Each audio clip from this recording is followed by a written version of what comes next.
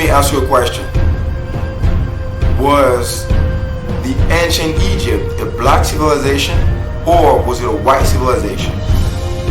I guess your answer is it was a white civilization because of what you have been taught in school and in church.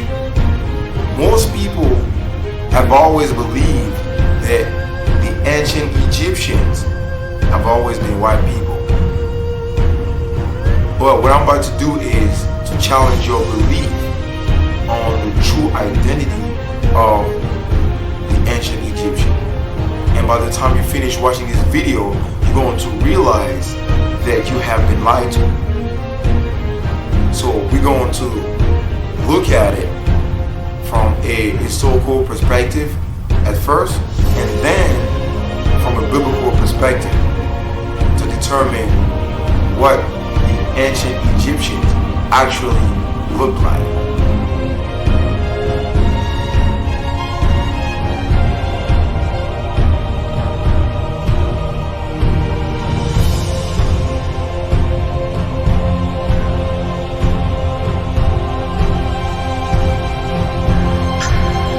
So now we're going to start out by looking at the images left by the ancient inhabitants of Egypt on the walls in the country.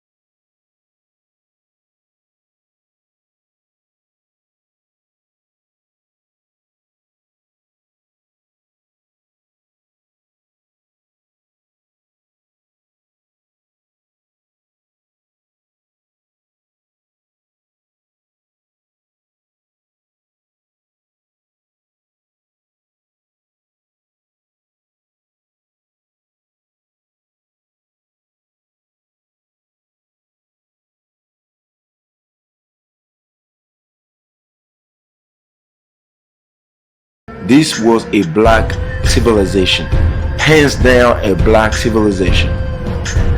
The ancient Egyptians had nothing to do with a white civilization at all. This doesn't look like a white civilization. However, the Europeans have always set out to steal the true identity of black people and to whitewash the entire black history by recasting the historical figures as white to make the world think that it has always been a white civilization, which is widely not true. So now the question arises, why is it that we have these people that are living in the land of Egypt today looking more white when the Egyptians show themselves much darker on the walls of Egypt? Why is that? There is a reason why. When Napoleon Bonaparte, who is a French military leader and emperor, when he first conquered Egypt, he was so shocked to see strong African features on the giant statues in Egypt. He was so shocked to the point where he decided to shut off the nose and the lips of those statues. He shut off the nose and the lips of those statues because the nose and the lips of those statues reveal a story about a great civilization of black people that the European did not want to hear. It reveals a story about a great civilization of black people that once ruled the earth. Just look at the images yourself. When you go down to Egypt, you probably won't find any statues with the lips and the nose still intact. You can barely find any statue in Egypt with the nose and the lips still in place.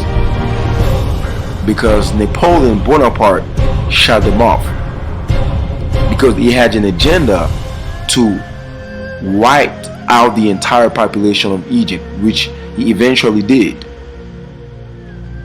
He wiped out the entire population of Egypt by killing the male population and dropping their seed in the female population. That's essentially what happened. Just look at the number of the statues with the nose removed. Just look at the number of the statue with the nose and the lips removed. I mean, just take a look at the images yourself. Just look at the number of the statues with the lips and the nose removed. Why would you do that? Why would you go to anybody else's country and do that kind of damage to their culture? Why would you remove the nose and the lips? Come on, man. Why would you remove the nose and the lips? Because the ancient Egypt was a black civilization. So now we're going to investigate the word Egypt from a biblical perspective to find out if Egypt, according to the Bible, is a white civilization or a white civilization. We're going to start out by Genesis chapter 10 verse 6. And the sons of Ham, Cush, Mizraim, Put, and Canaan. And Ham, if you know anything about history in the Bible, Ham is one of the three sons of Noah who made it through the flood.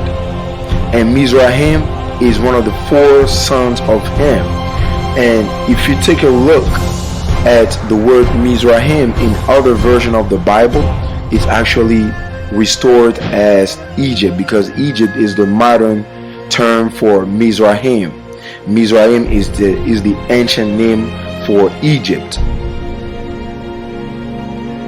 So you have to take a look. You have to do the research from different sources, not just one version of the Bible. So if you open up the Zondervan Compact Bible Dictionary, it gives you the definition of the name of Ham. It gives you the definition of Ham. He says, Ham is the youngest son of Noah, born probably about 96 years before the flood, and one of the 8 persons to live through the flood.